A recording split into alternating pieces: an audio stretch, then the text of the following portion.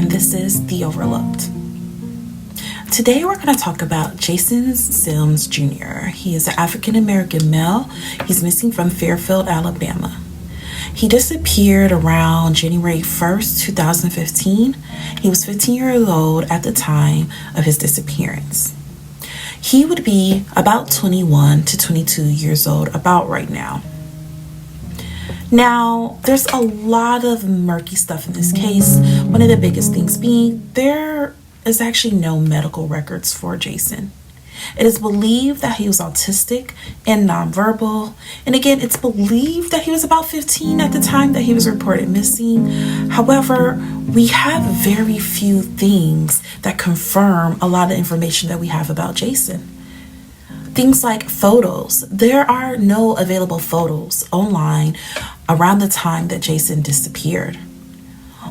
All photos online seem to be photos of him from his childhood, like toddler years, baby years, maybe like 6 or 7.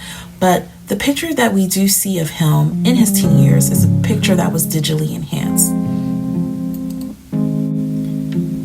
Now, again, Jason was about 15 years old at the time that he was reported missing in 2015, but detectives actually believe that he has been missing actually for longer than that.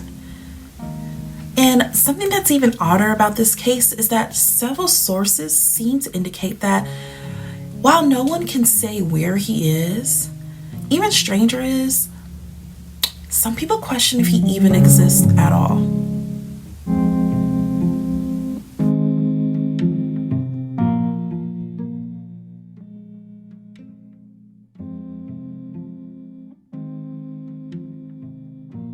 That Jason Sims Jr. used to live in a home on the 59th Street in Fairfield, Alabama with his siblings, his mother, and his alleged father at the time that this case kind of all began. And we'll get into the alleged part a little bit later. Now, a neighbor told CBS 42 in a local article titled "Missing Mysteries, Where is Jason Sims Jr.?" And I definitely quote, "No one knew the child. You see a child, but father really didn't interact with the child. Father didn't interact with neighbors at all. He would just come and go. Nobody particularly liked him. He wasn't a pleasant person." And so what we get a sense of is that neighbors really didn't know the family. Neighbors really didn't know what was going on in that household, it seems.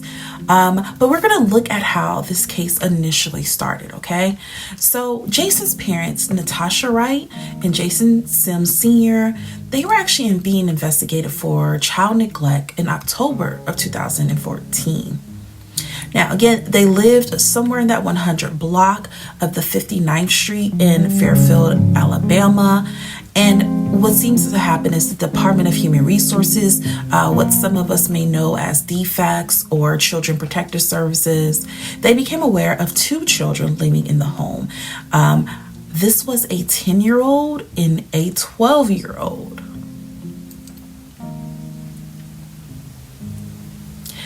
They didn't know anything about Jason. And even other than that, there was another child there. There was a 9-year-old sibling living there. And DFACS knew nothing about Jason nor this 9-year-old. Neither of them had been enrolled in school. Neither of them had recently been to any type of doctor or dentist or anything like that would show some type of report or indication that these 2 other children were there. Now, based on the conditions at the home, police issued warrants for Wright and Jason Sr., charging them with aiding the dependency of minors. Now, they tried to arrest the couple later in October, but the family wasn't there. It almost seemed like they up and moved out of nowhere. But mother is later found in a home.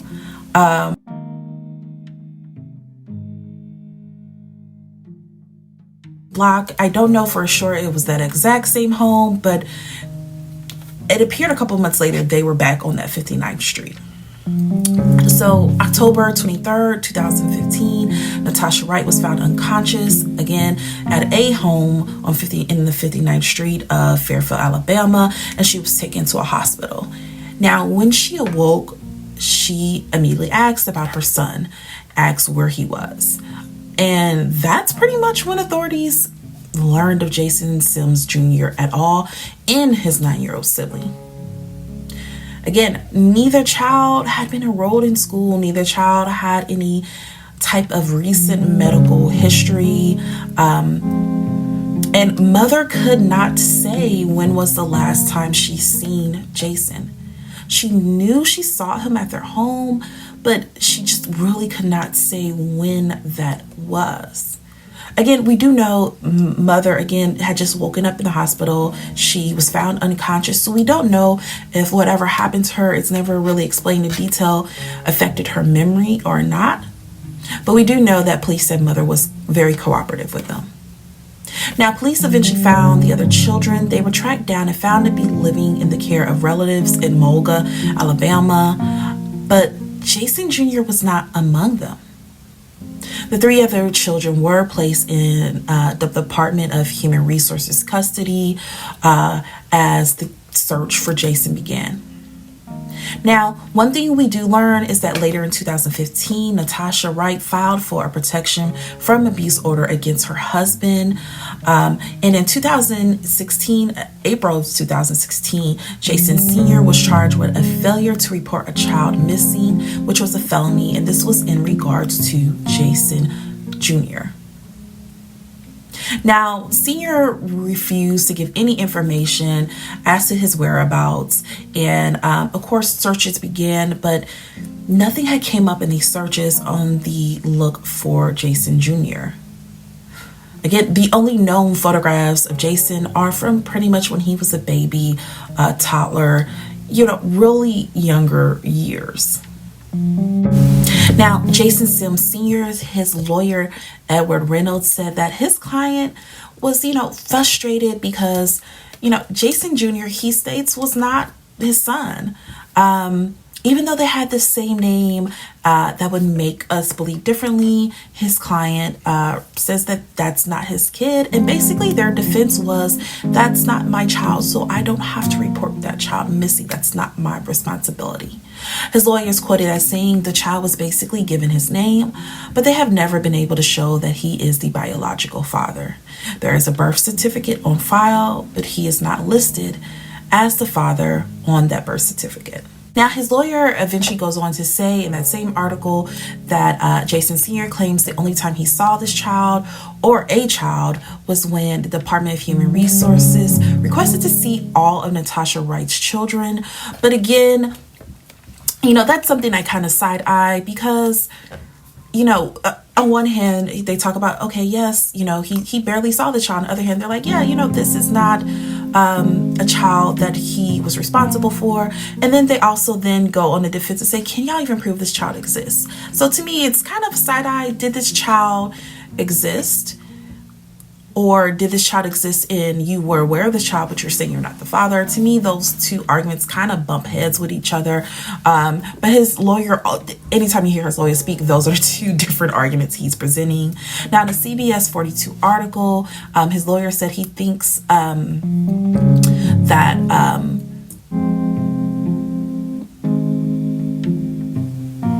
police say that they believe that Jason Sr. knows more. But the problem is, even though he did serve some time in jail, we never got the question answered, where is Sims Jr.?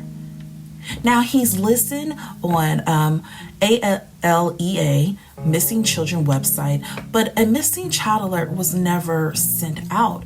And that's really because we don't know when he went missing. We don't know if it was around the time that he was reported missing. Jay Mosley, the director of the Alabama Fusion Center, is quoted as saying, that's a bit of a challenge for us because the child has been missing for so long.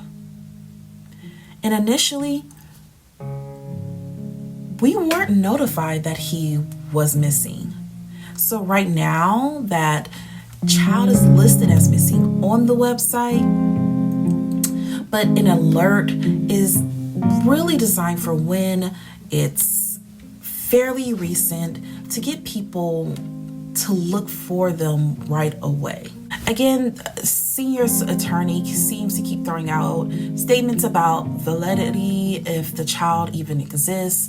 Again, the two arguments is, one, that's not his child, he's not responsible for reporting this child missing. And then the argument is, does this child exist? One of his quotes is, we don't know if this child exists. I say this because I'm not sure if the child exists.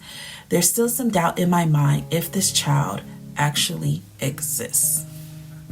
And again, that was pretty much his defense's two arguments. That's pretty much their only arguments is, hey, can you guys even prove this child exists? And B, even if the child exists, it's not his. Now, the lead detective on the case again said Natasha Wright was cooperative. Again, she just didn't seem to know a lot of information. We do know that a protective order was violated that year for her against Jason Sims Sr. But for the most part, there's a birth certificate that exists, and police believe that Jason Sims Jr. is very real. The problem is, again, with hardly any historical record, it's not easy for detectives to essentially do their job. It's very hard when, there's no one at school that can report when they last remember seeing him. There's no doctor that can say, hey, yeah, he had bruises or marks, or no, he was very well cared for. We don't have any of that. And pretty much all we have is, mom's words, and we have, it appears some other people may have said some things, but we were not really sure. The police haven't really disclosed that. Now, in April 2016, Jason Sr. was charged with failure to report a child missing. Again, that was that felony case. He eventually pled out to a misdemeanor in 2019. Okay, at that time, he got 12 months time served and about 2 years probation. He still maintains that he has no responsibility to report Jason Jr. missing. He still maintains that Jason Jr. was not his child, even though the child bore his name. Now, Jason Sims Jr. Sr. told AL.com in a 2019 article that he pled guilty so that he could just get on with his life after facing charges for so many years. He said, it's been hard for me to maintain a job. It comes to a point you have to move on. Same article, he describes wanting to talk to Natasha Wright, Jason Jr.'s mother, but acknowledges that, they are not allowed to talk. Now, efforts to locate Natasha Wright for a comment in that particular article, again, the article was posted in 2019, was pretty much unsuccessful. I could not find any further information on her pretty much after any articles after like 2016.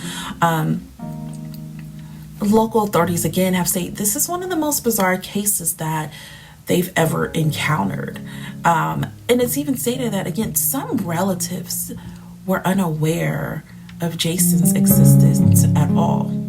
And that leaves me to wonder if they were aware of that 9-year-old child that also existed that seemed to be off the radar as well.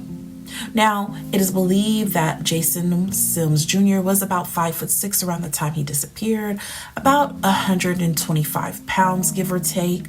But that's pretty much all we know about him physically. Again, and a lot of this is because there's a lack of medical records, so we don't really know even about his condition. It's reported that he may be autistic, but again, it seemed like he wasn't going to the doctor, he wasn't going to school. It seemed that may have been said because he had limited communication skills. But also we know that children who have lived under extreme neglect and abuse, that their communication skills are affected as well. Again, so we don't know, there's no medical records, so we don't really know where that diagnosis is coming from, where that information is coming from. Now, the questions. So the questions I have regarding this case are the family members that did know about Jason, what were they able to confirm? Were they talked to? The other children in the house, they were old enough that a forensic interview could have been conducted so that they can be asked, when's the last time you remember seeing your brother? What was your brother like? Did you interact with your brother a lot? Did dad interact with brother a lot? But we don't really know if that ever happened. There's no reports that kind of give into that. But the other kids are old enough to talk. Now, this also leads me to wonder, were the other kids, did they have any special needs? Because we do know children with special needs are at higher risk of being abused and neglected. And because Jason, according to reports, may have had special needs, did that other child that was 9 years old, did they have special needs as well? Is that why they were being kept from school? Is that why people didn't know about them? Was that a thing? Another question I have is, what was the medical condition that caused mother to pass out? Again, there was a no contact order that was put in place. Was that a DV situation? Was that she already had a medical condition and she just happened to pass out from that? Because I would like to know if that medical condition affected her memory or not. Also, again, it seems like father was immediately put as a suspect, and mother, it doesn't seem like mother was really put as a suspect in this case. And so I want to know, is that because there was possible DV involved around the time that she passed out, around the time that Jason possibly disappeared? Because again, originally in that first neglect case, mom was also charged as well. So I just kind of want to know what exactly happened to make police kind of switch up their approach, because they wanted to arrest mom originally in that October 2014 case, but going forward, mom is not really mentioned as a suspect or anything like that in his disappearance or in his failure to report him. And that could be because mom brought it up at the hospital, but there seems to be a switch up, and I kind of want to know why. Some of the theories that are floating around this case is that, again, theories, rumors, these are not facts, is that maybe Jason did not exist and he was created to collect disability claims and disability SSI money, things like that. I just want to put out there, I highly doubt this one. One, because you have to see a doctor regularly. You have to get checkups. There's a lot of things you have to do to file for disability. And if he didn't exist, it will be a lot harder to do that. You have to renew your forms every couple of years and so forth. So again, unless the people claiming that want to say that, possibly the child did exist, he disappeared a lot sooner. And then, once it became time for them to, re-up on disability and go to the doctor and all of that, that is when he disappeared. And then they came up with this scheme. But that's not really how that is explained. That is not really what you see. I'm also very curious about the medical condition that caused mom to pass out. Again, there was a protection order put in place later that year. So I'm wondering if she passed out due to a DV incident, or did she already have another medical condition that may have affected her memory and so forth? Because that also changes some of the questions we have in this case, but we are never given that information. There are theories flowing out there that Jason Jr. in fact never did exist, and that possibly, he was a family member, neighbor, friends, kid, and that's why we see pictures of him, but he really did not exist. Another theory, in not so much theory, rumors that are out there, is that dad, and I do want to explain, these are rumors, okay? Cannot confirm this at all. Tried to find information. All the information I found were from unverified sources. Again, mostly strangers on the internet making comments. But basically, this rumor is that father actually was, or alleged father, senior, Jason Sims Sr. was a bounty hunter, and that was the reason why the ball was kind of dropped and he was not pressured more and he was able to get a misdemeanor and so forth, was that he was a bounty hunter. He worked with the police department, and that's why they kind of dropped the ball. Another rumor that's out there is that mom has mental disabilities, and she was a woman in an abusive relationship that was being taken advantage of, and that's why mom really doesn't have all the details and may not recall everything, and why mom was treated with kind of kitty gloves. Again, I cannot verify that.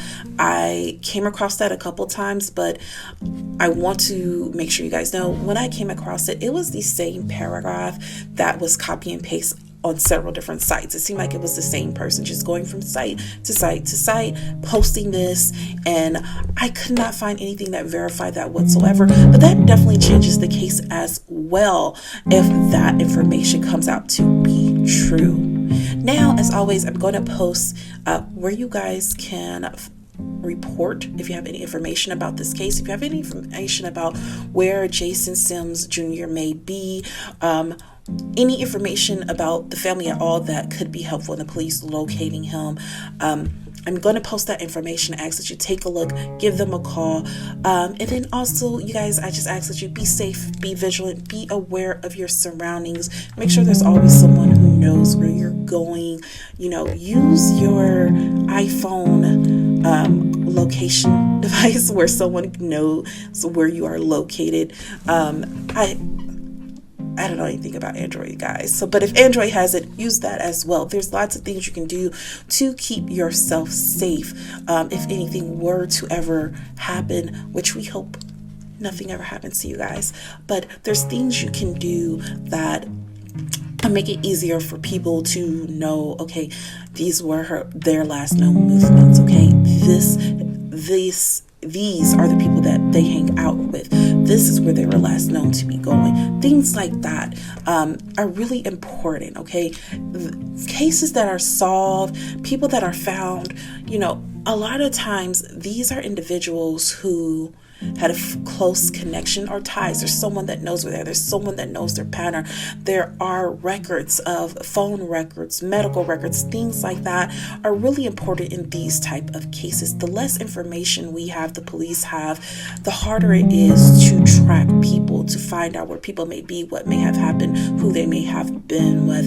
And I think it's very important that we let people know, that we talk about this, that, hey, you know, even if you're a private person, there should always be at least one person who knows where you're going, who knows who you're meeting up with, who knows the time that you're supposed to be there. Tell people where you're going, who you're going with, when you plan to be back, and all of that. Now, I'm going to post information about who you can call, what department, their Crime Stoppers number, and so forth. I ask that you share this video, subscribe. I ask that you subscribe on the Instagram page as well. Again, I'm originally a podcast. I just started doing videos because I was asked, but do follow wherever you listen to podcasts, Apple Podcasts, Spotify, Anchor, any top 10 podcast app. I am on there, the Overlooked Podcast. And I just ask that you share his pictures, you share his story, because we hope and we believe we can bring Jason Sims Jr. home. Now, as always, everybody be safe, be vigilant, and I will see you guys with a new episode shortly.